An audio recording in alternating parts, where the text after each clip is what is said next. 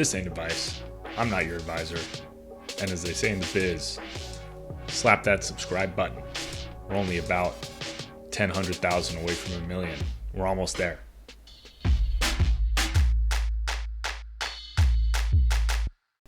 Welcome to another mailbag episode. Sheltering in place today. Let's check out the question. Unemployed college student. You got $3,050 in the bank. Should you pay off your credit card debt of $3,000? That's very convenient. Or should you pay a portion and save some since the economy is getting worse? It's a good thing to think about. So you say $2,000 was from sold items and tax return, $1,000 is a subsidized school loan. You're not graduating soon. You'll pay it back when you sell your car. Okay, so you've got an asset for that one.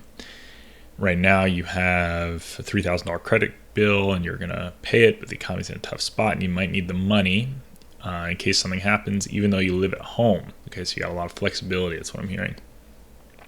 You don't know if you should pay all of it or part of it or 90% of it. You're lost.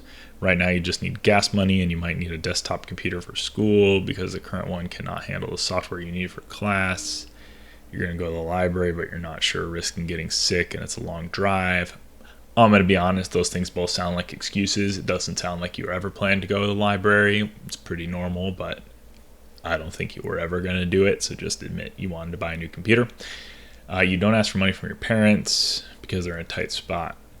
And then you say, if you were in my spot, what would you do? And then I usually don't read the comments, but in this case, I was curious what the top ones would be.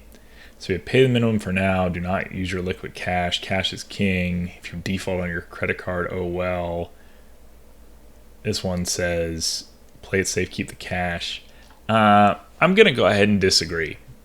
So, of course, there's some risk that your credit card is going to have the limit reduced.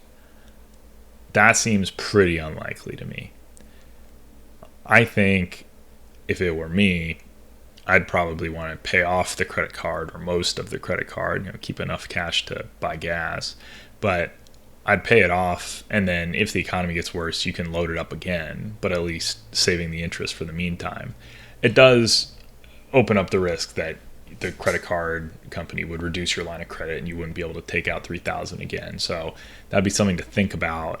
I don't know what the line is. If it's a $10,000 line of credit, are they really going to reduce it below where it is now? I don't know. But I wouldn't be like racking up a giant credit card bill just so that you have extra cash. I mean, that doesn't seem to make much sense. So it would seem like an overreaction and probably a bad long-term choice. But having the little credit card debt that you pay off whenever the economy turns around in hopefully a relatively short amount of time, that's not going to be a long-term harm either. But if it were me personally, I think I'd be paying it off and then just planning to rack up that credit card again if I had to.